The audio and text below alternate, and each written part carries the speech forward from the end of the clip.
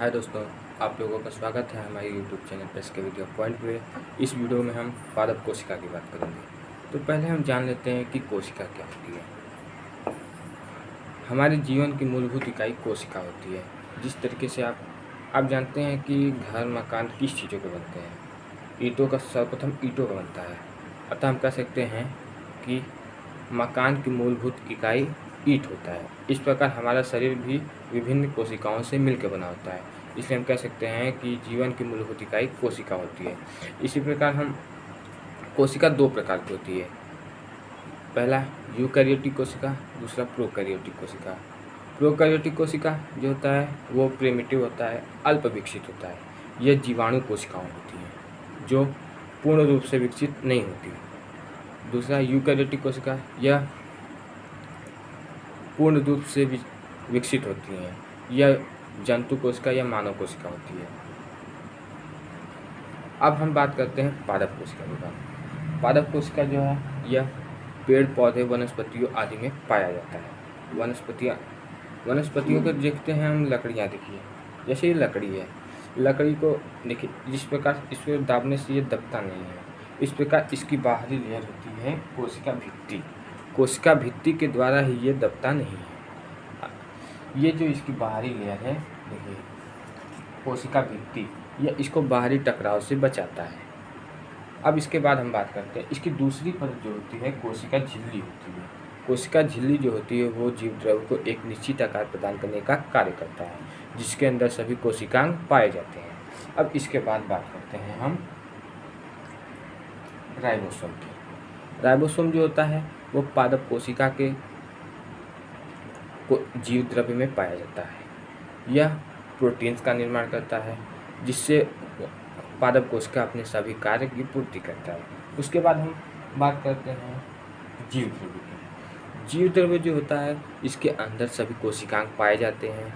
यह सबसे मुख्य हिस्सा है पादप कोशिका का, क्योंकि इसी के अंदर सभी कोशिकांग पाए जाते हैं। अब इसके बाद बात करते हैं हम हरित लवक की। हरित लवक जो होता है यह प्रकाश संश्लेषण का कार्य करता है, जिसके द्वारा पादप कोशिका अपना भोजन सूर्य के प्रकाश से, कार्बन डाइऑक्साइड गैसों से आदि से बनाता है। यह पादप कोशिका का किचन हाउस भी कहलाता है। इसके बाद हम बात करते हैं हरित माइटोकॉन्ड्रिया की। माइटोकॉन्ड्रिया जो होता है वह पादप कोशिका का ऊर्जा का कहलाता है, क्योंकि यही पादप कोशिका को शक्ति प्रदान करता है अपना कोई भी कार्य करने के लिए। अब इसके बाद हम बात करते हैं गाल्गी बॉडी की। गाल्गी बॉडी की खोज सर्वप्रथम इटली के वैज्ञानिक कैमिलियो गोल्गी ने किया था, अतः इसका नाम गाल्गी बॉडी पड़ा। गाल्गी बॉडी के बारे में विस्तार से हम जानेंगे अगले वीडियो में। अब हम जानेंगे रिक्तिका के बारे में। रिक्तिका यह पादप कोशिका में पाए जाने वाला कोशिकांग है। यह पूर्ण रूप से खाली होता है। इसके बारे में भी हम विस्तार से जानेंगे अगले वीडियो में। अब हम देखते हैं इसके बाद इंडोप्लाज्मिक रेक्टिकुलम। इंडोप्लाज्मिक रेक्टिकुलम जो है यह दो प्रकार के होते हैं। पहला रफ इंडोप्लाज्मिक रेक्टिकुलम, दूसरा smooth endoplasmic reticulum. Rough endoplasmic reticulum जो है यह राइबोसोमों द्वारा घिरी हुई आकृति होती है। यह केंद्रक और डीएनए को भी घेरा रहता है। इसके बाद पड़ता है smooth endoplasmic reticulum. Smooth endoplasmic reticulum यह मुलायम होता है। मुलायम के साथ साथ यह केंद्रक और डीएनए दोनों को घेरा रहता है। अब इसके बाद हम बात करते हैं केंद्रक। पादप कोशिका के जीव द्रव्य के मध्यांतर में पाया जाने वाला कोशिकांग केंद्रक कहलाता है। यह पादप कोशिका का ब्रेन, दिमाग भी कहलाता है। क्योंकि यही प्रदान करता है कौन कोशिकांग क्या कर रहा है, क्यों कर रहा है, यही सभी कार्यों का देखरेख करता है। अब इसके बाद बात करते हैं डीएनए। पादप कोशिका के पास खुद का डीएनए होता है। डीएनए का फुल फॉर्म है